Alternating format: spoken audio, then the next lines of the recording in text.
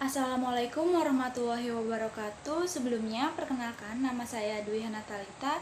Saya dari Fakultas Ekonomi dan Bisnis Prodi Manajemen dengan NIM 28921500142. Dengan adanya video ini, saya ingin memenuhi tugas ujian tengah semester saya pada mata kuliah Perekonomian Indonesia dengan dosen pengampu Bapak Imhar SEMM. Dan materi yang akan kita bahas yaitu pertumbuhan ekonomi dan perubahan struktur ekonomi. Nah, pengertian pertumbuhan ekonomi menurut Budiono. Pertumbuhan ekonomi adalah proses kenaikan output per kapita yang terus-menerus dalam jangka waktu yang panjang.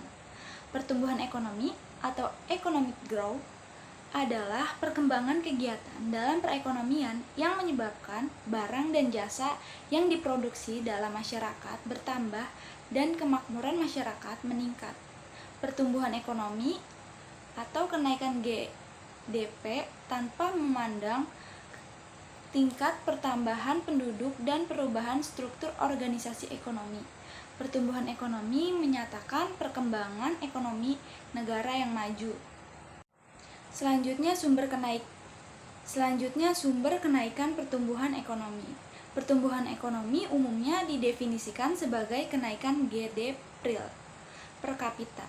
Pertumbuhan ekonomi diukur dengan produk domestik bruto, menjadi salah satu target penting yang harus dicapai dalam pembangunan ekonomi.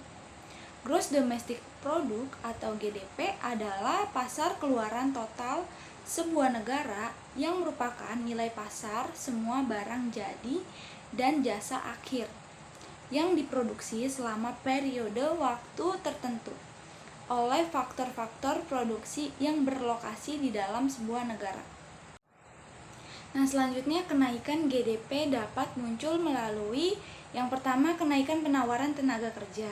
Penawaran tenaga kerja yang meningkat dapat menghasilkan keluaran yang lebih banyak jika stok modal setiap sementara tenaga kerja naik. Tenaga kerja baru cenderung akan kurang produktif dibandingkan tenaga kerja lama. Yang kedua, kenaikan modal fisik atau sumber daya manusia.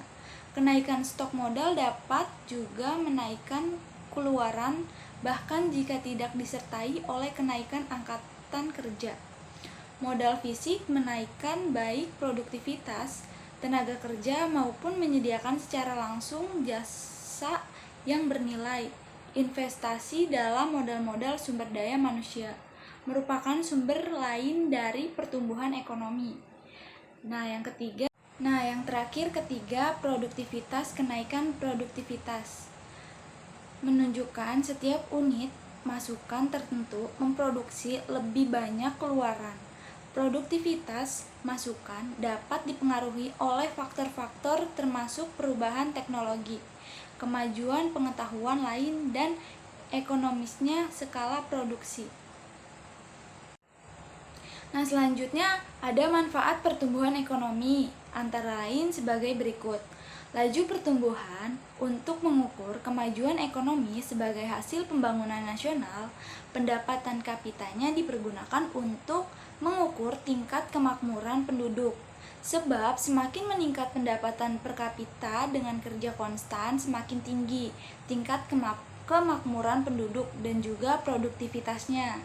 Sebagai dasar pembuatan proyeksi atau perkiraan penerimaan negara untuk perencanaan pembangunan nasional atau sektoral dan regional sebagai dasar penentuan prioritas pemberian bantuan luar negeri oleh Bank Dunia atau lembaga internasionalnya sebagai dasar pembuatan perakiraan bisnis, khususnya persamaan penjualan bagi perusahaan untuk dasar penyusunan perencanaan produk dan perkembangan sumber daya atau tenaga kerja dan modal. Selanjutnya perubahan struktur ekonomi. Selain pertumbuhan proses pembangunan ekonomi jangka panjang, dengan pertumbuhan PDB akan membawa suatu perubahan mendasar dalam struktur ekonomi. Dari ekonomi tradisional dengan pertanian sebagai sektor utama ke ekonomi modern yang didominasikan oleh sektor-sektor non-primer khususnya industri manufaktur, relasi positif antara perubahan output dan pertumbuhan produktivitas sebagai motor pergerak pertumbuhan ekonomi. Ada kecenderungan bahwa semakin tinggi laju pertumbuhan ekonomi, akibatnya semakin tinggi pendapatan masyarakat per kapita. Maka, makin cepat perubahan struktur ekonomi dengan asumsi faktor penentu lainnya pendukung proses tersebut seperti manusia atau tenaga kerja, bahan baku, teknologi. Perubahan struktur organisasi adalah perubahan struktur ekonomi yang disebut juga transformasi struktural atau istilahnya Kuznets. Nah, transformasi struktural dapat didefinisikan sebagai suatu rangkaian perubahan saling terkait dalam komposisi, permintaan agregat, perdagangan LN atau yang disebut dengan ekspor dan impor, penawaran agregat atau disebut juga produksi dan penggunaan faktor-faktor produksi yang diperlakukan guna mendukung proses pembangunan dan pertumbuhan ekonomi yang berkelanjutan. Nah, ada juga sebab-sebab percepatan pertumbuhan ekonomi. Yang pertama itu keinginan negara untuk mengejar ketinggalan. Terus yang kedua pertumbuhan penduduk. Yang ketiga adanya keharusan negara maju. Yang keempat adanya peri kemanusiaan terhadap negara. Nah, metode perhitungan pendapatan nasional. Yang pertama metode produksi. Yang kedua metode pendapatan. Yang ketiga metode pengeluaran.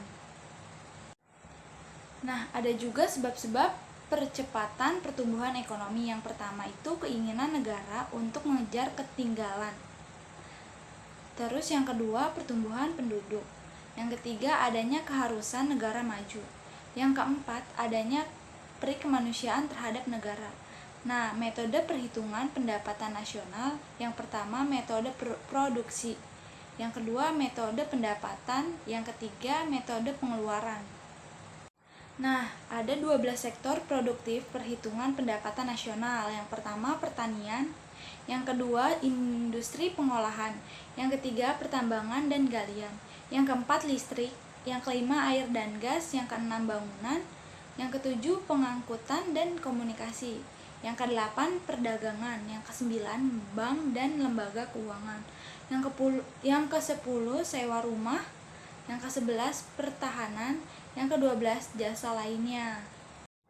Baik, mungkin segitu saja pengetahuan saya tentang materi pertumbuhan ekonomi dan perubahan struktur ekonomi. Kurang lebihnya mohon maaf. Wabillahi taufiq wal hidayah. Wassalamualaikum warahmatullahi wabarakatuh. Sekian dan terima kasih.